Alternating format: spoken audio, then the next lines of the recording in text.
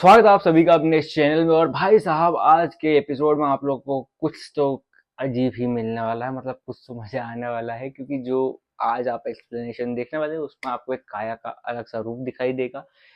आज मैं थोड़ा सा स्थायी होकर बात करना पसंद करूंगा और ज़्यादा एक्साइटमेंट नहीं कर सकता, क्योंकि फिर बहुत जल्दी जल्दी बोलने में आ जाता है और आप लोगों को लगता है कि यार इतनी फास्ट फास्ट बोलकर तुम कहाँ जाओगे, कहाँ तुम्हें राजवाड़ा की बस छूट रही है। पर ऐसा है कि एनर्जी अप होने पर हो जाता है। तो आज का जो एपिसोड है उसमें भाई साहब जो क्लाडोर पिछले अपने एपिसोड में निकल चुका है वो आज कहाँ तक पहुंचेगा और जांगो के सामने जब आएगा तब उन लोगों का रिएक्शन क्या होगा, क्योंकि उसने कहा था इन लोगों से कि भोर के समय या जब जैसे दिन होना चालू हो जाता है उसी समय आना है। अब ये लोग क्लाडोर के हिसाब से नहीं चले हैं, तो क्लाडोर ने पिछले ही उसमें बोला है एपिसोड में कि वो उन सबको खत्म कर देगा। तो आज के एपिसोड में क्या वो उन्हें खत्म कर देगा, जानने के लिए चलिए चालू करते हैं आज का एपिसोड। एपिसोड की शुरुआत में उसोप इन दोनों की ताकत देखकर अचंभित हो जाता है, क्योंकि भाई साहब पिछले ही एपिसोड में जब ये लोग उड़ते हुए आए थे हवा में से और गिरे हैं, तो ये सब देख कर के उसोप कहता है कि यार तुम दोनों तो बड़े ही ताकतवर हो। अब नामी चिल्लाती है कि तुम दोनों आखिर अभी तक थे कहाँ, इतनी देर से कहाँ गए हुए थे ये वो। कि तभी जोरो कहता है अच्छा भाई साहब किसने गिराया था मुझे जरा वहां तेल वाले जाल में बताना तो जरा। तो नामी कहती है अरे वो गलती से हो गया था, अब अपन दोनों फंसे रहते, इससे अच्छा कि कोई एक ही फंसे। तो जोरो कहता है तो तुम क्यों नहीं फंसी हैं, मेरे को फंसा के आ गई, इससे अच्छा तुम फंस जाती वहां पर। तो फिर उसोप को वो कहता है कि अबे गधे के बच्चे कम से कम बता तो देता कि नॉर्थ किस तरफ है। तो उसोप कहता है कि अबे तू होगा गधे का बच्चा, तूने पूछा था मुझसे एक बार भी कि नॉर्थ किस तरफ है, तू बस सुना और भागते हुए निकल गया, पता नहीं किस डायरेक्शन में, हम लोग खुद ही तेरे को खोज रहे थे। अब इन लोगों को मार खाया हुआ देखकर और अस्त व्यस्त देखकर जेंगो क्या करता है, निकालता है अपनी रिंग और अपने क्रू पे करता है एक मैजिक और कहता है कि जैसे मैं करूंगा 1 2 3 जेंगो, तो तुम लोग जो है पावरफुल बन जाओगे। क्योंकि इन लोगों को अगर हमें पास करना है, यानी इन लोगों को हराना है, इन लोगों के आगे निकलना, तो हमें इनसे ज्यादा ताकतवर बनना पड़ेगा। अब यहाँ पे जैसे ये रिंग निकाल कर अपना मैजिक कर रहा होता है कि यहाँ पर लूफी भी बड़े ध्यान से इन लोगों को देख रहा होता है।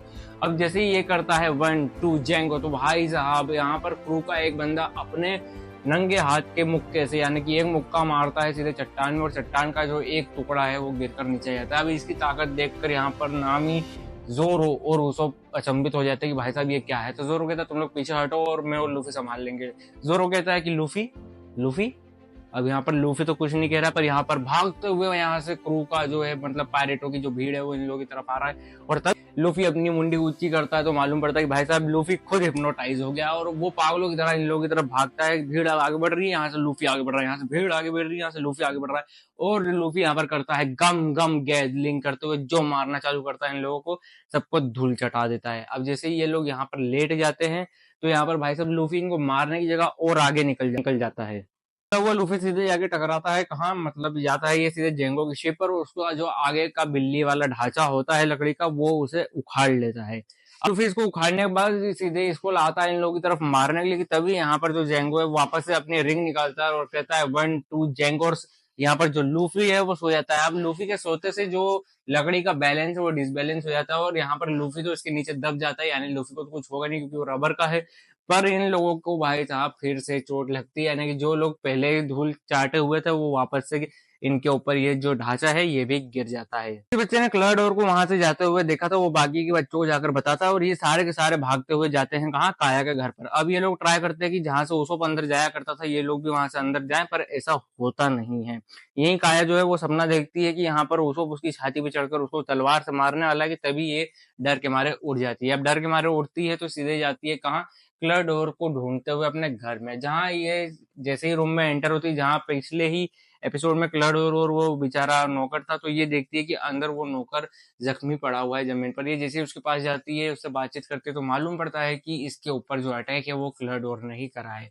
यहाँ पर वो क्लडोर की सारी सच्चाई बताता है और कहता है कि हम लोग पागलों की तरह उस का मजाक उड़ा रहे थे, उसे मार के भगा रहे थे, पर वो बेचारा तो केवल हमें बचाना चाहता था। ये बात सच है कि क्लडोर जो है वो पायरेट है। अब वो यहाँ पर काया को कहता है कि मैडम आप अपना दिमाग ठंडा करिए और जरा सोचिए कि आप, वो आपकी प्रॉपर्टी के ही पीछे पड़ा, तो आप जाकर उससे बात करिए और इन सब चीजों से निकलिए, क्योंकि आपकी जो जिंदगी है वो प्रॉपर्टी से ज्यादा मायने रखती है। जहाँ काया कहती है कि हाँ मुझे मालूम है कि अब मुझे क्या करना है, तो काया यहाँ से निकल जाती है सीधे कहाँ, क्लडोर को ढूंढने के लिए। यहाँ किनारे पर भाई साहब जो लूफी है वो तो दबा हुआ है, आराम से सो रहा है लकड़ी के नीचे, और बाकी का जो क्रू है वो सब जख्मी पड़ा हुआ है। और यहाँ पर जो जेंगो है वो मन ही मन में सोच रहा है कि यार अब तो बहुत ज्यादा सुबह हो गई है और धूप भी आ गई है, अब क्लड और जो है वो हम लोगों को छोड़ेगा कि नहीं।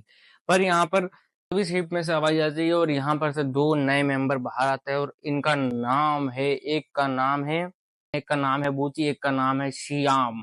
और इन दोनों को कहा जाता है मियाओबेन ब्रदर्स। जहाँ जेंगो इन लोगों को कहता है कि हमें यहाँ से निकलना होगा, यानी कि हमें इस चट्टान को पार करना होगा भाई साहब, और तुम लोग जो उसको देख रहे हो, वो जो हमारे रास्ते में खड़ा है, वो हमारे रास्ते का काटा है, तो तुम्हें उसके साफ करना होगा और हमें जल्द से जल्द यहाँ से चढ़ाई ऊपर चालू करनी होगी। जहाँ ये दोनों भाई साहब जो है अपने आप को कमजोर दिखाने का नाटक करने लगते हैं, और तब जेंगो चिल्ला के कहता है कि श्याम जाओ चुपचाप से उसको जाकर अपने रास्ते से हटाओ। अब ये भाई साहब रोता हुआ आता है जोरो के पास, और जोरो सोचता है कि आखिर मैं क्या करूं, ये रोता हुआ तो आ रहा है, और वो कहता है कि तुम अगर आगे बढ़े तो मैं तुम्हें मार दूंगा। कि तभी यहाँ पर सियाम जो है वो झपट्टा मारता है जोरो पर और कहता है कि तुम फंस गए ना मेरी चाल में, और वो यहाँ पर जोरो पर झपट्टा मार के जोरो के दो तलवार तो छीन ही लेता है। जैसे ही जो जोरो है वो सियाम को हटाकर जैसे ही अपनी तलवार की तरफ भाग रहा होता है कि सियाम पीछे से अटैक करके जोरो के हाथ पकड़ लेता है और उसको जमीन पर घसीट देता है। और यहाँ पर सियाम जो है वो अपने भाई बूची को बुलाता है कि आओ जोरो को मारे, और जैसे ही बूची जो है वो जोरो की मुंडी तोड़ने ही वाला था कि यहाँ पर जोरो बच जाता है। यहाँ पर जो बूची और सियाम यानी कि मियाओबेन ब्रदर्स हैं, वो जोरो पर लगातार हमला कर रहे थे, और जो जोरो है वो एक ही तलवार से इन दोनों का बचाव कर रहा था। तभी उसोप यहाँ पर गुलेल उठाता है और जैसे ही वो मारता है तो ये जो वार है ये जोरो अपने ऊपर ले लेता है, क्योंकि उसे ये मालूम था कि भाई साहब अगर उनमें ये अगर पड़ गया तो ये लोग जो है वो उसोप को घायल कर देंगे और उसोप इन लोगों से बच नहीं पाएगा। और यहाँ पर इसी मौके का फायदा उठाकर जहाँ जोरो का ध्यान भटका था, ये मियाओ बिन ब्रदर जो है वो जोरो को बहुत गहरा नुकसान पहुंचा देते हैं। इन दोनों से लड़ते हुए जोरो सोच रहा था कि बस काश एक और तलवार मेरे पास होती तो इन लोगों को मैं अच्छे से बताता। कि तभी यहाँ पर जो नामी है वो कूद कर निकल पड़ती है कहाँ जोरो की तलवार लेने के लिए, पर इसकी नामी पर नजर पड़ जाती है जेंगो की, और जेंगो आकर के जिस रिंग से हिप्नोटाइज करता है उसी से वो धार धार हमला कर देता है नामी पर। और यहाँ पर नामी भी जख्मी पड़ी है कि तभी जेंगो का ध्यान जाता है कि यहाँ पर आ चुका है अब कैप्टन क्यूरो, जिसे देख कर के सब लोग हक्के बक्के रह जाते हैं। इसे देखकर कैप्टन क्यूरो कहता है कि तुम सभी के सब लेट हो, और तुम लोगों को मालूम है कि तुम्हारा लेट होने का अंजाम क्या हो सकता है। टाइम हो गया और तुम सब आए नहीं, क्या है ये सब। हाँ तो भैया देखिए जैसा कि हो गया है, क्लहडोर्जी जो है वो आ चुके हैं और सबकी फटके चार हो गई है, और यहाँ पर जो भाई साहब लूफी हैं वो आराम से अपनी लकड़ी के नीचे सो हुए हैं। क्या करें इस इंसान का, क्या करें नहीं क्या करें। पिछली बार भी हिप्नोटाइज हो गया था, इस बार भी हो गया, पर इसके भेजे में भूसा भरा है कि भाई साहब नजरें ना दिखाएं। पर जिस हिसाब की ताकत आएगी इन लोगों में हिप्नोटाइज करके, मेरी तो ऐसी इच्छा हो रही है कि मैं किसी हिप्नोटिस्ट के पास जाऊँ और बोलूँ कि यार प्लीज मेरे को हिप्नोटाइज कर दो, और कह दे कि यार मतलब तेरे अंदर आलस है ही नहीं, तू सक्सेस के लिए बना। मतलब ऐसा हो जाए तो क्या माइंड चलेगा, मतलब इंसान काम काम काम जीना हराम कर देगा और एक दिन सक्सेस पा लेगा, मतलब अगर ऐसा एक्चुअल में होता हुआ तो।